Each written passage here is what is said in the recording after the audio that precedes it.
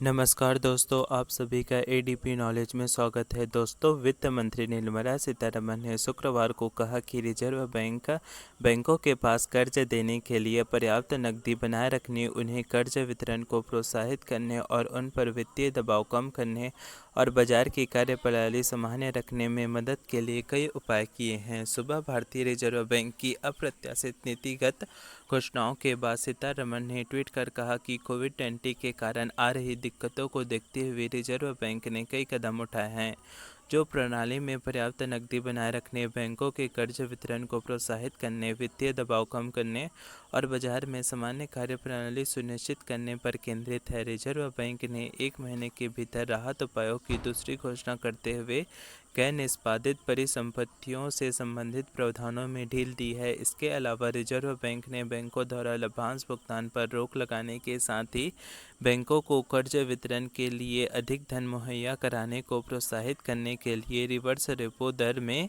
2.5% की कटौती भी की है 0.25% की कटौती भी की है। वित्त मंत्री ने कहा कि रिजर्व बैंक ने किसानों, छोटे और मध्यम उपक्रमों और आवासीय क्षेत्र के लिए कर्ज की उपलब्धता बढ़ाने के लिए नबार्ड, सीडीबी और राष्ट्रीय आवास बैंक के लिए 50,000 करोड़ रुपए के विशेष पुनर्वित्तीय पोषण की भी घोषणा की है। इस 50,000 करोड़ रुपए में नाबार्ड को 25,000 करोड़ रुपए, सिडबी को 15,000 करोड़ रुपए और राष्ट्रीय आवास बैंक को 10,000 करोड़ रुपए मिलेंगे ताकि वे किसी क्षेत्र एवं ग्रामीण क्षेत्र, छोटे उद्योग, आवास वित्त कंपनियों, गैर बैंकिंग वित्तीय कंपनियों एनबीएफसी और सूक्ष्म वित्तीय संस्थानों एमएफआई की दीर्घकालिक वित्तीय जरूरतों को पूरा कर सके।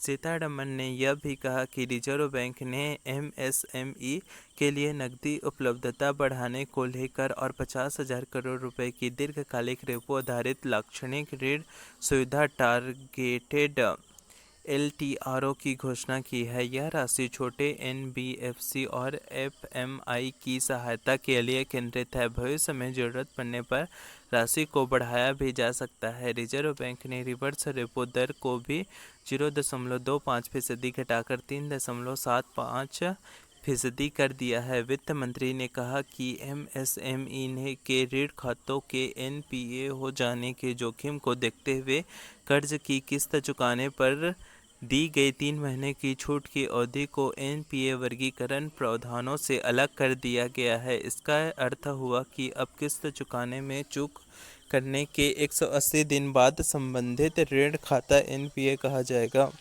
पहले यह अवधि 90 दिन की थी। यह बैंकों और एनबीएफसी दोनों के कर्जदारों पर लागू होगा। उन्होंने कहा कि रिजर्व बैंक ने राज्यों के लिए कर्ज जुटाने के विभिन्न उपायों की सीमा भी बढ़ाकर 60% से और 31 मार्च के स्तर से बढ़ा दी है। इससे राज्यों को राजस्व ग्रहण में आई तात्कालिक गिरावट के कारण पैसों की आ रही दिक्कत दूर करने में मदद मिलेगी।